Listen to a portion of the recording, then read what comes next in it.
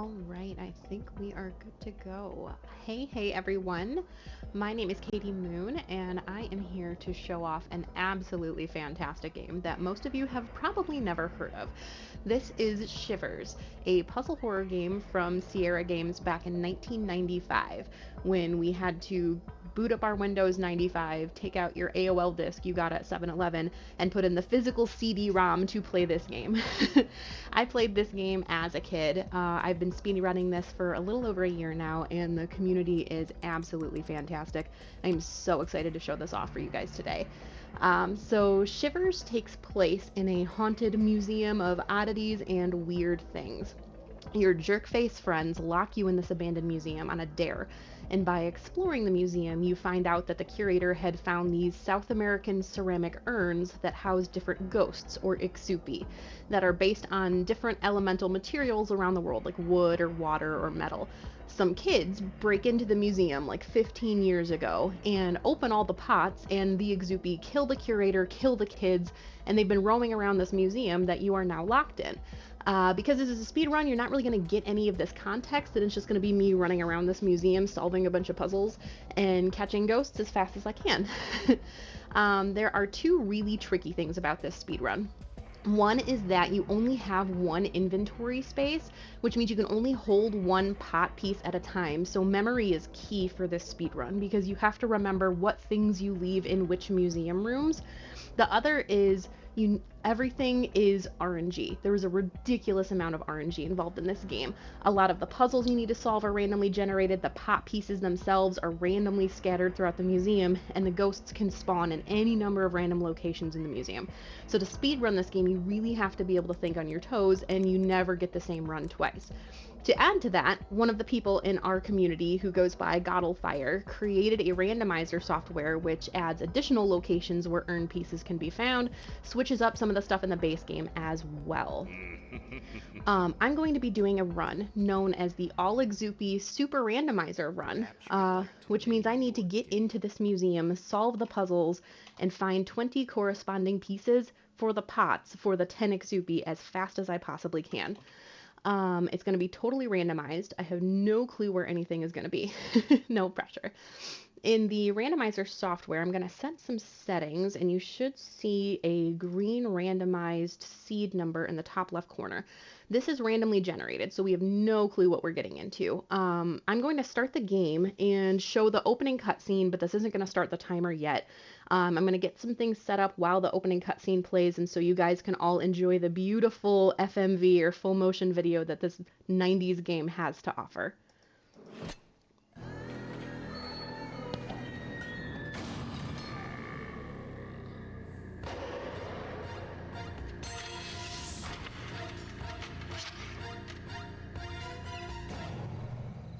This dare was kind of your idea, you know. But I'm glad I'm me out here and not you in there. I think I've heard those same loving words before. Like the time you guys dared me to spend the night at that cemetery. You know, if you die in the museum tonight, I'll make sure she gives a eulogy at your funeral. We never would have made you spend the night here if you hadn't have talked about this place so much. Yeah, we thought you'd been kind of, well, obsessed, thinking you hearing voices and stuff coming from the museum and all. Too weird for me. Hey, you know, maybe they're the voices of those kids who disappeared 15 years ago. Right, the police never found the bodies. Or the killer. Yeah, and my sister, you know, Julie, the one in college, says Professor Windlenut went insane. He viciously murdered them and then buried their bodies in the basement of the museum.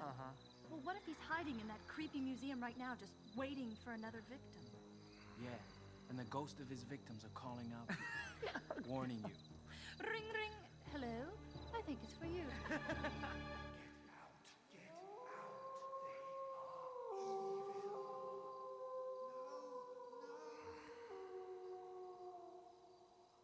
That was just a dog howling. There was something more than that. Well, I didn't hear anything. I think this place is just getting us all spooked. Are you sure you want to go through with this? You could back out at any time. But of course, if you did, you'd probably never live down the chicken jokes. That's true. You'll be all right. Come on, I don't want to be late for the movie. We'll be back at dawn to let you out. Bye-bye. Bye. See ya. Later. Literally worst friends ever. They all go see a movie, and I'm stuck in this stupid museum. Also, a logical person would just, you know, hang out at the gate and wait it out. But we're going to be idiots, and we are going to actually break into this museum and see what's going on. So I'm going to do a quick check really fast that's programmed into the randomizer, and then I will give a countdown, and we will get this going. So in the base game, the mail is not on the ground here. That's something that God'll programmed into the randomizer. So we know the randomizer worked. That's all good to go. And without further ado, let's get this started. In 3, 2, 1, go.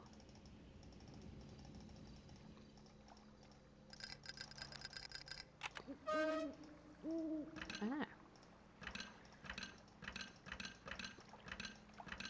So the guy that made this museum is like loves puzzles, and there are puzzles in and out of every nook and cranny in this museum. It's almost an obnoxious level. So to get anywhere in this museum, you really have to be able to solve pretty much anything. There is a 100% category of this. Oh no. That should have gone and it didn't. I don't know why. There is a 100% category of this run, so to do an any percent, which is kind of what the Exupi is you have, there maybe half of the puzzles in the game are mandatory. Trying a time skip here, there it goes. So doing that and going back in and out of the menu saves you about 5 or 6 seconds, and it skips a cutscene of all the lights in this area powering on. But to get anywhere in this museum, there are a ridiculous amount of puzzles to solve. In the 100% category, you have to solve every single puzzle in this game and get all of the collectibles. With the run that we're doing right now, you'll maybe see half of the puzzles that the game actually has to offer. So here we're going to see our first ghost, or first Exupi. It's going to be a little bit of a jump scare. Are you ready? Are you ready? Oh yeah. Gorgeous, are they not? I would love to say that this game aged well, and in some ways it really did, but that scared the crap out of me as a kid. And I played it as an adult, and that happened, and I was like, really? That was it? So those are the Exupi. They're very cartoony, very, you know, jump scary, and they can deal a decent amount of damage. Ghosts. So this is one of my least favorite puzzles in the game. For whatever reason, the curator of this museum decided that anytime you want to use an elevator, you have to do this puzzle every single time, and there are multiple elevators scattered throughout the museum. Thankfully, this is the only mandatory one in the game. All of the rest of them, you can get to other rooms by other means. I absolutely hate that puzzle. That configuration wasn't terrible. So now we are entering the museum, and what we're going to do is we're going to run around and we're going to try and find different pot pieces. I'm going to pick that. So there's our first one, and you can see in the bottom left that this is our inventory. We are only allowed to hold one thing at a time. And so if I find a head to another pot, I can only carry one around at a time. So there's a lot of memory involved of like what you leave where. And you can see that this pot does not correspond with that bottom.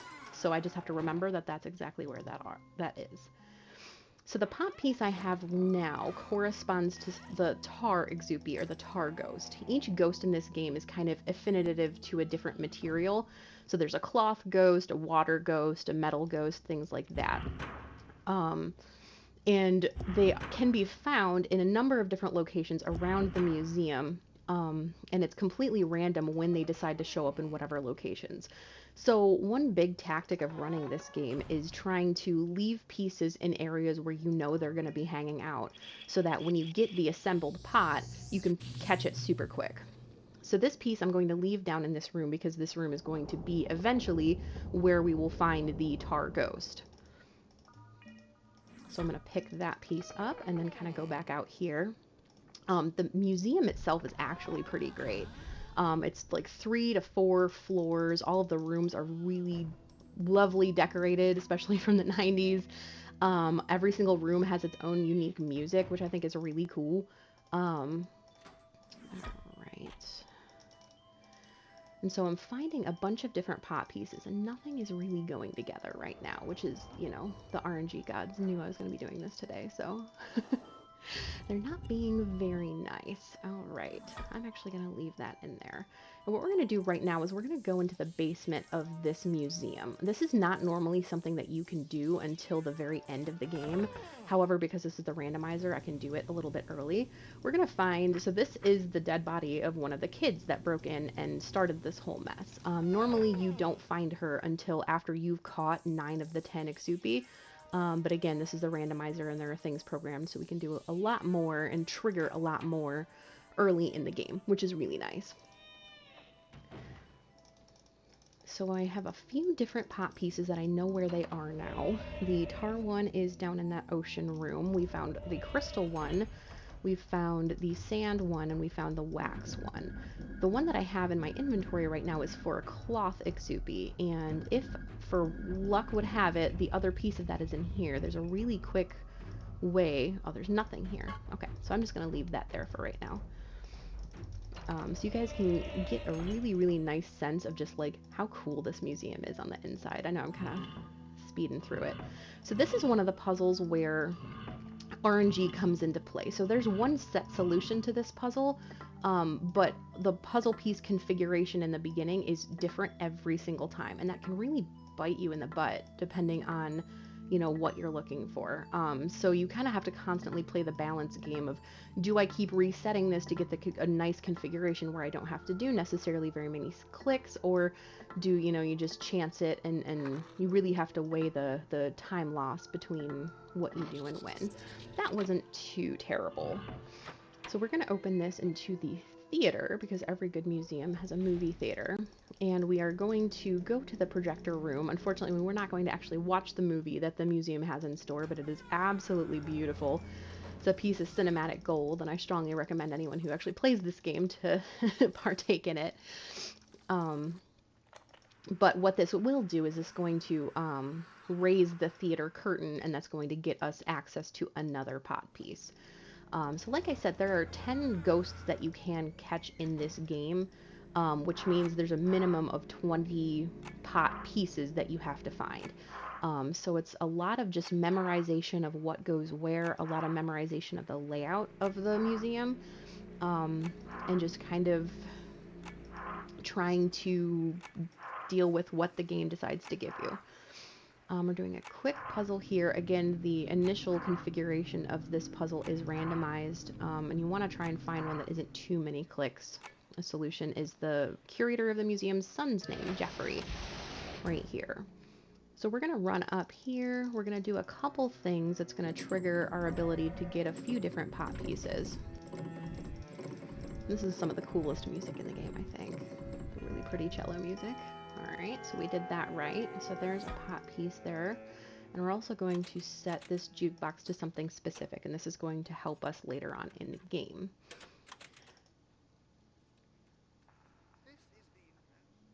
Alright, and we are all set up here. So far we are not finding a single thing that goes together, which is very, very normal for the randomizer. Okay, so I know where the other half of this is. So now we are starting to get somewhere. So I need to remember that that piece is in the theater. That goes to the lightning Exupi, which is the big bad at the end of the game. All of the other ghosts in the game you can catch whenever you have the pot available to you. The lightning Exupi is the one that we will catch at the end of the game, and that will indicate the actual end of the game. He's the big bad that's powering up this whole museum. So now to catch ghosts, what we need to do, we need to listen for that audio cue. When that music started, when anytime there's like a little inkling of creepy twinklies or extra sounds that weren't there before, or sometimes music, that will indicate that there's an Exupi near us. And like I said, they kind of like to flock to areas that are around the same thing of the thing that they're made out of.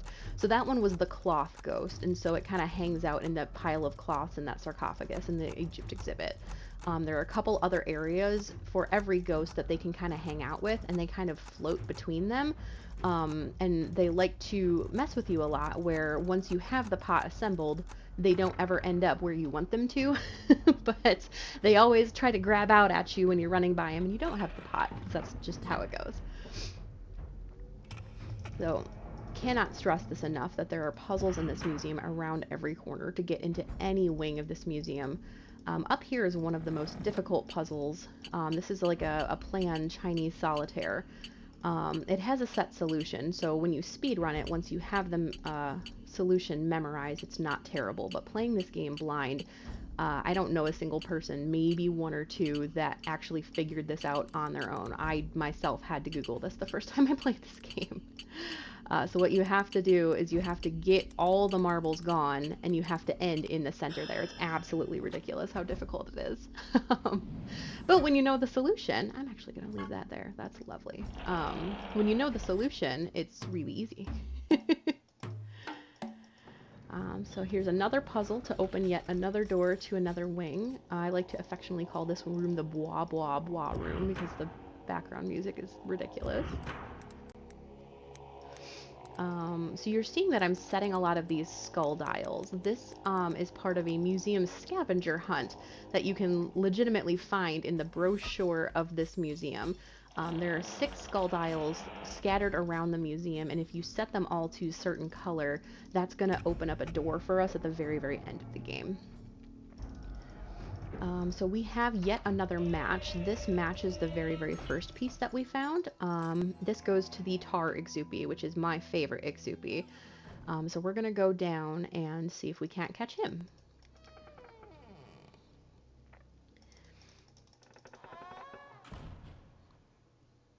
So we're going to do a quick musical puzzle here.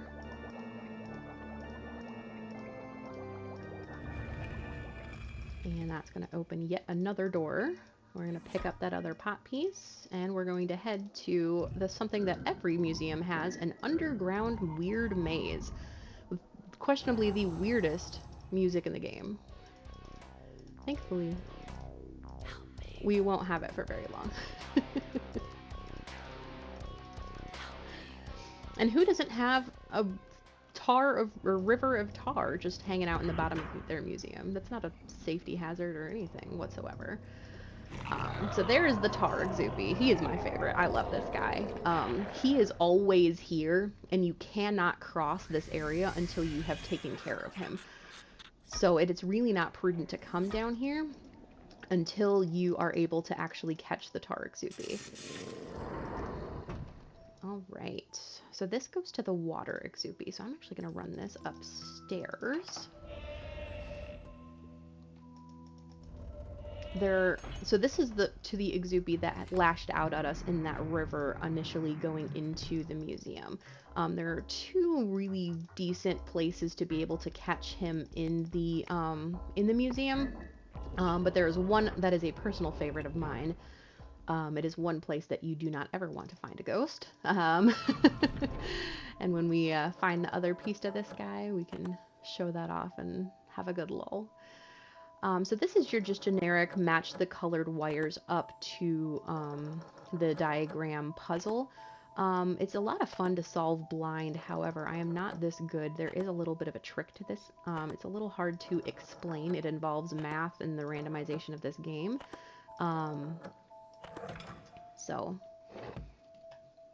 But that wasn't too bad. That was a good configuration of that. Okay, that's not really what I wanted either.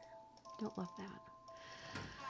Okay, so I think I'm going to dump this into here. So this is a fan favorite room. This is the planetarium room, and this has one of the most banging tracks in the game.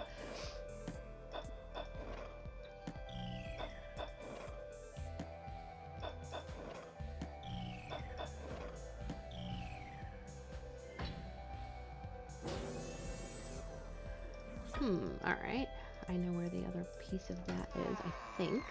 I know I've seen it. Now we're starting to play the game of remembering where I left everything. Alright. So this goes to the Sand Exupy, and the only places that the Sand Exupy can be caught is on the first floor. So it's a little annoying when you find those pieces up on the top floors. It's a lot of running around. Like, whoever this person is, they're definitely getting their steps in today. I believe I left this piece in the library, if I remember correctly. So you hear, oh no, the other section. So you hear that kind of twinkling music that I heard there. That means, here it is, that there's an Exupy hanging out over in that side of the room, probably the wax Exupy in that candle display. So it's things that you need to watch out for. When playing this game blind, if you click on or even stare at for too long an area where an Exupy is hanging out, it will lash out at you and it will take your life bar away, which is that green bar on the bottom side. The nice thing is that there's the sand Exupy, super creepy, right? The nice thing about it is that any Exupy that takes any of your life force, when you catch it, you get that life force back. So you should never end this game on not but a full health bar, which is nice. That being said, you can very much die. Alright, so there's nothing there, which makes this creaky door room irrelevant to me, which I love. We're going to check one more spot in here. Actually, I'm going to leave that right there. I love where that is. Alright. Alright, so I'm going to grab one of the pieces that we found very early on in the game, and I'm going to go catch that real fast, just because I know where the other piece is. Here we go. Oh, that's not what I thought that was.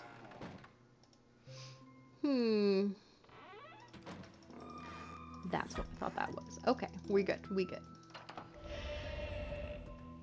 Alright. So we have 3 Exupy caught, which means there are 7 more to go, and we're about to get one right here. So this is the room with the marble puzzle that we were just in. So you can hear that kind of rustling sound and that creepy music. That means that there's an Exupy here. This is the Ash Exupy. In the vanilla game, this is the only Exupy where the pot pieces are in the same place every single time. We kind of call this like the tutorial ghost a little bit. That's the kind of, you are supposed to find those pot pieces in the beginning of the game to kind of teach you what you're doing and how to do it. However, in the super randomizer, anything can literally be found anywhere. So, but he is caught and we are continuing on. I'm going to go check something really fast. This is one of my least favorite rooms. I just think it's all about torture to humanity.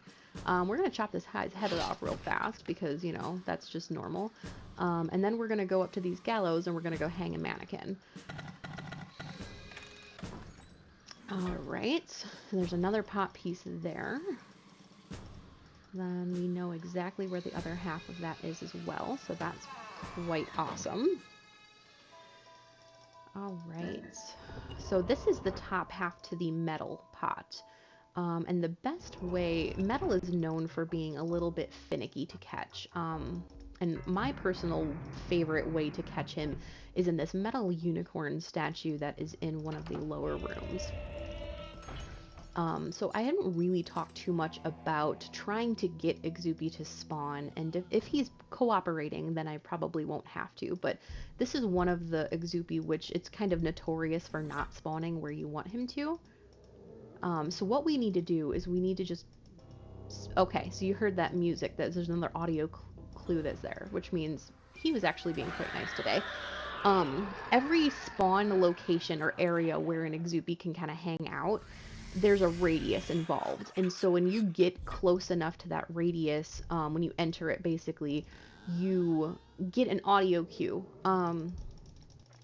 as to, you know, that this is nearby. When you're trying to catch an Exupy in that place, if you don't get that audio cue, obviously, you know that it's not there. So what we have a tendency to do is we have a tendency to kind of spam going in and out of that radius over and over and over again until it randomly just decides to show up. So you'll see that a lot. There's another Exupy which I haven't seen a single pot piece for yet. It is the wood Exupy, and he is a little bit kind of my nemesis. He has a tendency to not cooperate for me at all. For the most part, the Exupy have been quite nice in this run so far, now that I just jinxed that. There's another one of those skull dials over here. But with the wood exoopy, I can easily try and get him to spawn and go in and out of the spawn radius like upwards of 20 times before he actually decides to show up. And it's all RNG. Alright, I love that. So this music box goes to that jukebox that we set a few minutes ago. It's going to play a little song and tell us a little story about Anansi the spider. This is one of the very few, like, hand breaks that you get in this speedrun. But hopefully we get a good pot piece here. We do. Okay. I'm actually going to leave that there. So that is the head to the wax exoopy. And I have the other half of that in the library next to that candle statue, because that's a place that you can catch the wax exoopy. However, you can also catch it in this room in that cobra statue that was in the corner of that room. So I may see about finding another reason to go downstairs and get that. So now here's where we're going to try and catch the water ghost. In the one place you don't ever want to find a ghost. This is the obligatory toilet ghost, if that has ever been a thing. So this is the ghost that latches out at us. So he takes a little bit longer to catch because there's a couple added seconds of our life bar filling back up.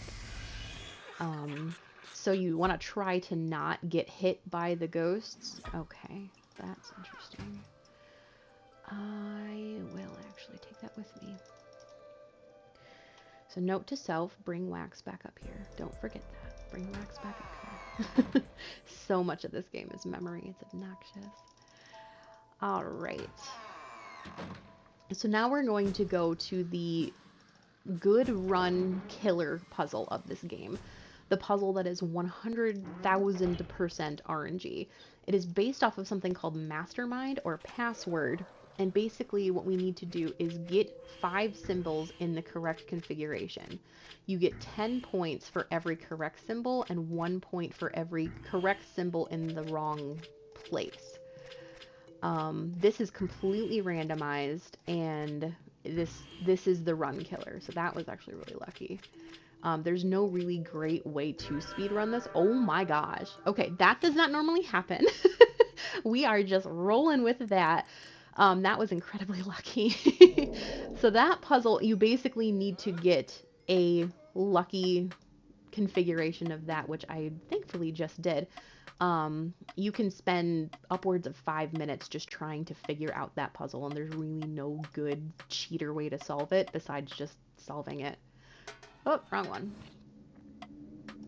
There we go. This puzzle right here is another one of those puzzles where it has a set solution, so it's easy to speedrun, but it's terrible to play blind. We have a theory that that puzzle is actually so difficult in real life that Sierra specifically made it so difficult so that people had to call like the 1-800 helpline, because you know this is back like before the internet and before, you know, even like when we had dial-up and stuff, that people would have to call the Sierra like help hint line and then pay like however many cents a minute or something like that. Shut up. Okay, so you know I was talking about how the wood ghost was a super jerk to me? He showed up first try, so I recant my statements to the wood ghost. He's a nice ghost, he's a lovely ghost, and he was nice to me today, so we will freaking take it. So I'm actually going to... So we're down to having 3 Exoopy left to catch, and it's not going to take too much time. So what I'm actually going to do is I'm going to take this down here. Take this down here, leave it exactly where I want it, and I'm going to pick up the other piece of wax. We're going to catch the wax Exoopy, and then we're going to go down a super slide, because what museum doesn't have a hidden super slide? And that's going to give us the other pot piece we need, and then we're going to be in go mode. So the base that I have right now, this is for the lightning Exoopy, the one that I was saying is the big bad at the end of the game. So you kind of come to find out that the lightning Exoopy, he hangs out in the generator in the basement where we found the one kid's body, and they're the ones responsible for powering this entire museum. So you cannot, even if you get this pot in the base game, you don't get the last piece of this pot until the very, very end of the game. And if with the randomizer, even if I had that assembled and went down there to try and catch him, I would not be successful. That's just how the game is programmed. But we are almost in go mode, which is kind of awesome. And that's the tricky thing about speedrunning this game as well, is that something that can deceptively look initially like a bad seed kind of ends up coming together. And I love that, you know. It's really, really fun to run because you never get the same run twice. And it involves, you know, skilled clicking and doing some time skips and things like that, but it also just involves thinking on your toes and, okay, this gave me this piece, what do I do with it, kind of thing. So all of the people in this speedrunning community are absolutely fantastic people, very, very, very skilled runners. Like I said, I've only been running this game for a little over a year now. Absolute blast with it. Oh, what am I doing? I am distracted and not doing what I wanted to do. So the whole reason we put that in there is so that we can catch the ghost in that room. And then I picked up the piece and then ran out of that room. Let's go catch a ghost. So the wax ghost should show up in this cobra statue. So what we're going to do is we're just going back in and out of the spawn radius of this cobra. And he's not being very nice, to see if he can show up. Come on, my dude. I suppose all the rest of them have been very nice to me, so I suppose that this is okay. But this is pretty typical in terms of the RNG. Come on, my dude. Let's try going out of the room, back in the room. Let's see if he'll be nice. Come on, my dude. Let's try going farther than that. Maybe if I go away. There we go. Wow. Okay. So that's normally what most of the Exupi do for you. We've actually been pretty lucky up until this point. That's the first one that gave us a little bit of trouble, so. You know, everybody has moody days, and the wax ghost is entitled to theirs, I suppose. So what we're going to do now is we're going to have a moment of truth. We're going to find that door that I was setting all those skull dials for, and it will not work if all 6 of them are not in the proper configuration. So it's the true test and bated breath of, did I actually remember to set all of them to the right color, or did I not? But if I did, then we will go through that door, we will go down a super slide, and we will be essentially in go mode. Yay, we did. Okay. So here we go, down a super slide. There's a little bit of a cutscene, but basically this dumps us out into the main area. And with that, we are going to very quickly catch the crystal ghost, which likes to hang out in this chandelier up here. Again, I'm going to kind of go in and out of the spawn radius. So now I hear those little twinklies. I can catch this guy. So this is our 9th ghost. And so now in the base game, this would allow us to start going after the lightning ghost, the big bad. So we're actually going to be done, I want to say in about a minute or less. And time is going to be when I go and catch the lightning ghost and the lightning ghost hits my inventory here. So we're going to run down to the basement, and will always be there. So I don't have to worry about him spawning or despawning or anything like that. We're going to go into this room, and it's going to be time once this hits my inventory. Overall, not a bad seed at all. And then there's going to be a cutscene that's going to play as well with some more beautiful FMV, so I can have you guys watch it in time. Not bad at all. So that, in a nutshell, is Shivers. And so the lightning ghost gets upset, the entire place just randomly explodes in fireworks, because that's a thing. But we're somehow perfectly fine. We survive the whole blast, because video games. And then our friends show up right at the nick of time, very conveniently, and they end up getting credit for uncovering the whole mystery, finding the bodies of the missing kids. They get credit for the whole thing. And that's how this game ends. guys look So at this. here we go. Yeah, they're Hey, just you bet the miraculously cops are on here. their way already. You guys think everything's alright? Oh, I don't know, but this... Oh, this is amazing. Oh, one of my favorite Hey. quotes. Hey, is that you in there? Is that you in there? Oh, It's man. like your We had character been doesn't even looking get a everywhere name. for you. Is that you? Did you blow Like this up? the friend that we ditched How did here you get 6 in the hours museum? ago or whatever, and Are then you went to go alright? see a Of movie course and we're forgot? all right. This doesn't look like much of a museum to me. Did you Literally find worst the friends ever. ghosts? Oh. Oh, wow. Oh, the 90s graphics. So that's the end of the game right there. Your friends get credit for solving the entire mystery. There's a little Easter egg here in this top right corner about a tornado hitting a trailer park, those darn cyclones. That's alluding to Shivers 2, where you are part of a band that's called Trip Cyclone. So that's a little Easter egg there. But that is Shivers. Thank you so much for having me here. This game is so much fun to play, and I really, really recommend playing this blindly. Like, you didn't even get a quarter of everything that this museum has to offer. It's available on GOG for, I think, about $9 or so. And if you stream it on Twitch, more than likely someone in the speedrunning community, we will find you and we will attempt to recruit you. So a huge shout out to all of my amazing Shivers friends in the speedrunning community for teaching me everything I know, being such a great group of people to play this ridiculous game with. Thank you to the great Todd Man for letting me participate in this marathon. Suicide prevention is a cause very, very near and dear to my heart. It is such an important thing to bring awareness to and raise money for. So if you have not yet, please, please give whatever you can to this fantastic cause. I'm looking at the stream now and it looks like our donations have doubled since I started. So really, really great job, guys. Thank you again so much for having me, and I hope you guys enjoy the rest of the marathon. Thank you.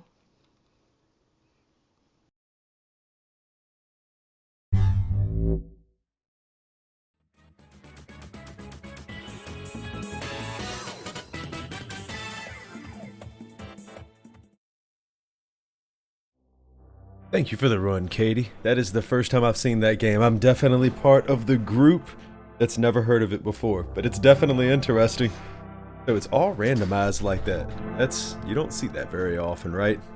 Maybe changing the placement of items and things, but never the whole thing like that. So, next up we're gonna have more deeps with a Link to the Past randomizer. Before we do that, let me go ahead and shout out some donations. Tyler Salt. Hold on one second.